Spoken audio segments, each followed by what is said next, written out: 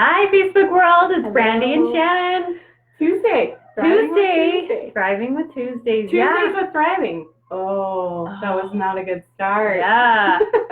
Here we are. So it's so cold here in Idaho. I just have to complain for a second. I know. It's been terrible cold here. I had the down coat, the seat warmer. Mhm. Brad tells me that it was warm enough to go run today. Or bike or something. I disagree. The sweat would freeze on you before it would even have time to drip off of you. Yeah, I was thinking about on the way home, like, I'm gonna go make a hot peppers and sit in the warmth. So it's the last week. This is a big week for us. What is it the last week for, Shannon? I'm not clear. Retreat, I know. Oh. We're inundating the entire Facebook, Instagram land, like, please retreat with us. So sign-ups close on Friday, on the 1st. And we're looking for couples that don't want, it's not therapy. It's so not therapy. No. So I think there's a lot of fear around, like, ooh, I don't want to go into a group setting and do some sort of group therapy process.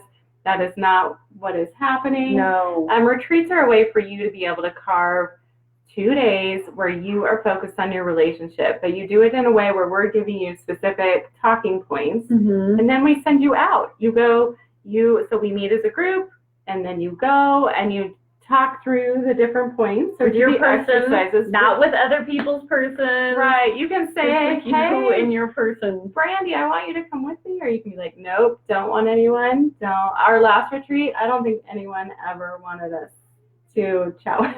No, I wonder. Maybe we should reflect on that. But that's because they were so busy having rich conversation with their partner. There was no need to talk to us. Great conversation. So it's not like you're going to bare your soul and dig into these points that maybe bring conflict. It's more of like you're looking at your relationship as a whole, and then you're figuring out, like, what do we want to focus on? What are our patterns? I kind of think some of them are like, you ever thought of like icebreakers? When you do like little icebreakers when you're meeting new people, and like you kind of find common interests or like unique little things about you, right? Like they're not always fun, but they usually elicit interesting facts, right? Very interesting things you learn about somebody. And that's kind of what we're doing, but it's just between the two of you. Right. We just help you have some topics to discuss. And then you guys come up with the material and you decide where it goes, right? Like we're going to give you lots of different things you could be talking about. But depending on where the two of you, what kind of speaks to you, that's what you guys will end up conversating about. And so you can hang out more on a surface, like we're going to keep it light, or you can really dive deep. It just depends on what you want. It's really your weekend. So February 15th and 16th. Yeah, Friday, Great Saturday. way to celebrate Valentine's Day. President's Day is on Monday. Oh, and what makes it even better? What? We're running a sale right now. Ooh, I forgot. $50 off. Yes. $50 off. That makes registration for a 2-day retreat with both of us $250. Right. So, how long does the sale go, Shannon? We're cutting it off at midnight tonight, and then it goes back to $300. And then it goes back to $300. So, if you're on the fence, now is the time. Hop on that website and go get committed and come play with us for the fun weekend. I mean, let's be real. It's too cold to do anything else. You might as well chance a weekend. Yes. We promise it'll be warm in the Marriott. Yes. It should be. Yes, it will. Warm drinks. So where are we going? Our topic of the night. This one's a little bit more of like philosophy of love. A little bit, huh? We see themes in the practices that we do, and one of the themes that keeps coming up over and over is that people either define themselves as broken or they define their relationship as broken. And so with insight, so if you enter into therapy or you read a great book or something gives you insight into like, wow, I've got a history with this, or I have something I need to heal here. The insight is great because then you can have the tools to do something with that. But I see a lot of people like take it on as it's almost like failure. And they define themselves as, well, maybe I'm just too broken to be able to do what I want with my life. Or maybe our relationship is just too broken and I just need to start over. And so this word broken has been running around in my nerdy head. And I have been just really focused on like, what is it that I want people to gain insight into their relationship, but I do not want them to define themselves as broken. Right. Because we're all, I don't like the word broken. We're all imperfect. Yeah. And so, yeah. And I think I kind of like to reframe it a little bit. Mm-hmm. Hey, I caught you live. So the idea of thinking that I'm very broken is one that's pretty near and dear to my heart. A few years back, Brian and I went through a time where I read a book, an author that I love, a Brene Brown book, Daring Greatly. And I read that book and came out of it and thought, oh my gosh, like, what are we doing to each other? You know, there was a lot of the shaming tactics that she kind of talks about going on in our marriage at the time. And it was so devastating in the moment that I really thought, like, we can't be together. Like, I don't want to be that person that does this to someone that I love or that I say I love, you know. And it was really eye-opening. And it was like a punch to the gut for a minute. And it really took the wind out of my sails for a bit. And then we sat down and he read the same book and we both agreed that we didn't want to do that to each other anymore. And we didn't want to be examples like that in our home to our kids. And so I get what it can feel like when you feel broken, you feel too broken, you feel like I'm too broken or the relationship's too broken to fix it or to change it, or how do I undo what I've done? But I promise you, if you're willing to have that conversation and to look at those things, none of it is ever too broken. The only time it's too broken is when we're unwilling to actually look at it and figure out what we have to do to change it. Right. So kind of got deep there for a second, but it's really like, I mean, I can just feel it. Like it just needed shared. I just want people to know that, the only time that it's too broken is when we aren't willing to look at it. Right.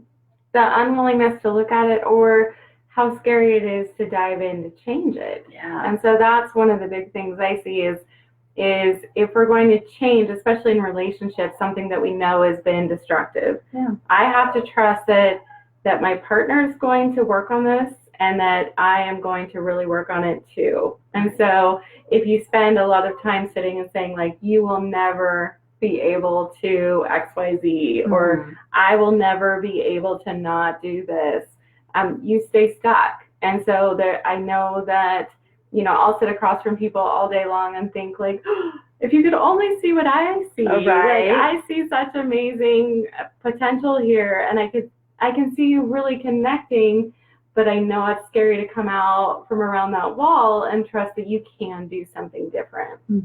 But that something different is also, I think a lot of times people feel like maybe that's overwhelming, or if we start to look at the relationship, we're going to find that it's just smashed into pieces and there's nothing here. And so maybe we won't look at it at all, and we'll just do that. What's the monkey thing? See no evil. Oh, hear no evil, speak no evil. We're just going to hide. Yeah. But then I'll work with couples maybe 15 years down the road or 20 years down the road where they've just kind of pushed off like, nope, we're not going to look at this. We're not going to get help with this. And I hear over and over, like, I really wish we would have looked at it and made the shifts are not huge a lot of times, and they make such a difference. Right. Yeah, Kendra's sharing with us, diving into the pain makes it hard to be neutral and not get emotional.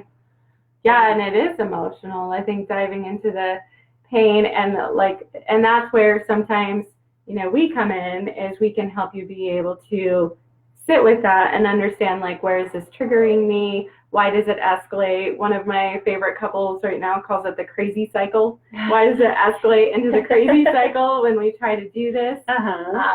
And so it's those are the tools that keep you from, I can look at the quote unquote broken places. It may bring up very strong emotion and we can heal from it. Yeah. And when you get to do that, that's just incredible. It is amazing. I always believe that any of the cool things, any of the stuff that like really sticks out when I look at my past, or all of those things have come out of really hard times, right? They've come out of times where I thought, I'll never be able to do this, or I won't be able to overcome that, or I have no idea how we'll fix this. But out of kind of those times of really darkness almost, or hurt or pain or whatever it is, like that's where some of the most beautiful things in my life now come from. Right. And so I know that it can feel so scary to be willing to look at what we consider broken, and to share what we consider broken with someone else, right? Because there's always the fear that they might reject us. How will they react to my broken? Yeah, and that's super scary. So we don't want to show our broken to just anybody, right? I love Brene Brown covers that. Like, being vulnerable doesn't mean that you like get on stage and you share everything with everyone. You find your people that you can be safe with, and then you're able to show, that's what vulnerability is being able to show the pieces of yourself that maybe you have defined as broken. But they are just, we're all imperfect, and we all have those fun little, what are they, growth opportunities. Yes. Yeah. Yeah, it's fertilizer. It's fertilizer for beautiful flowers. I was just on the way, the book, Rachel Hollis's book. I have a lot of people like, have you read it? The Girl Wash Your Face book. Okay. And as I was driving over here, I was just listening to the chapter on, she did an exercise, I think she said with Elizabeth Gilbert in a workshop, where because people just get into that like fear of why isn't it working? Why are things not better? Why am I not doing this right? Why am I failing? And you write down all of the things that have really, like, you have just had success in. And you start realizing like just how strong and how much tenacity you have. Oh, yeah. That's a great exercise, because we can get so bogged down into the things that are not good. We data collect on those instead of what actually is going really well. Right. Yeah. So we need a new word, not broken. Unless, what's the quote you looked up? Oh, okay. So I love Leonard Cohen. I know I'm probably too young to love Leonard Cohen, but I do anyways. His from Anthem, it is the there is a crack in everything. There's a crack in everything, and that's how the light gets in. Right? That's the quote. Like, that's the only way the light does get in, is through these cracks. Yeah.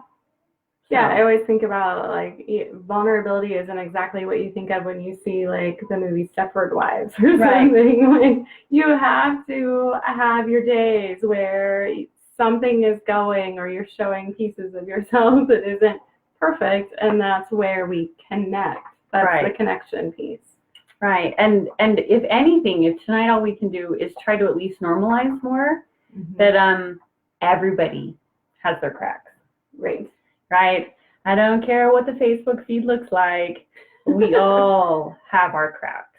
And the more willing we are to at least kind of be honest about those, the more willing the more we won't feel like so much like an island, like we're an island of our own by ourselves, that we're actually with people and other people who get what we're going through. Right. That I'm not the only mom that feels this way. We're not the only couple that deals with this as a conflict. We're all doing it. Yeah. I wanted to cover, are we done with broken? We're done with broken.